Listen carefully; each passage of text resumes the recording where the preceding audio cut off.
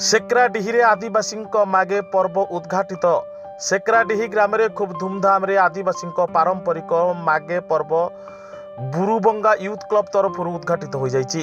केन्दुझर जिला झुमपुरा ब्लॉक अंतर्गत बसंतपुर पंचायतर बण पहाड़ घेरा दृष्टि आड़ुआड़े थिबा सेक्राडीही ग्राम एही मागे पर्व को अति नियारा ढंगरे पालन करा जायतिला।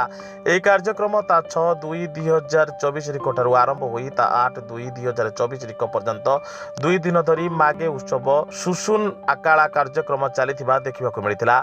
ग्रामर सरपंच पदवी रे थिबा गुरुबा मुंडा, आशाई मुंडा, पदिया मुंडा और रवि मुंडा द्वारा यह कार्यक्रम अनुष्ठित होता। दीर्घ वर्ष धरी मागे पर्व पालन करा बेले ए वर्ष बीजेडी संगठक श्री बलभद्र पात्र सहायता आहरी धूमधाम रे पालित होता देखा मिलता।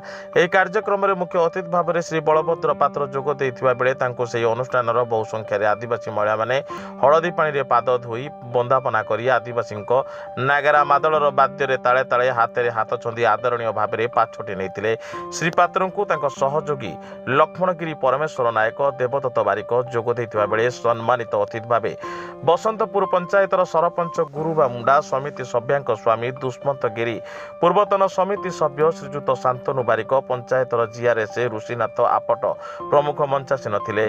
भाष्यकार दायित्व थिबा मनोज तंती समस्त को स्वागत भाषण देइथिबा बेले समस्त मंचासीन अतिथि मानकु आदिवासी महिला माने पुष्पगुच्छ देई स्वागत जणाइथिले।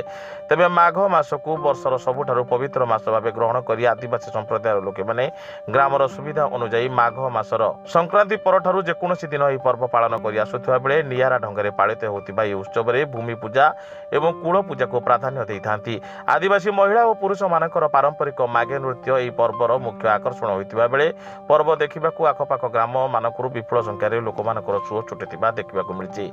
यह कार्यक्रम को अधिक उत्साहित करबा पई छोट छोट छुआ मानकू नै विभिन्न प्रकार खेल परिचालना मध्य करथिले। से खेल में जो मैंने भल प्रदर्शन करते से मंचासीन अतिथि मानक हाथ उत्साहित करने विभिन्न प्रकार पुरस्कार प्रदान करा। शेष में भाष्यकार दायित्व थिबा मनोज कुमार तंती समस्त को धन्यवाद अर्पण कर कार्यक्रम को परिसमाप्ति करते। केन्दुझर जिलूर मुख्य प्रतिनिधि रवींद्र खमणिया को रिपोर्ट साई सत्य न्यूज।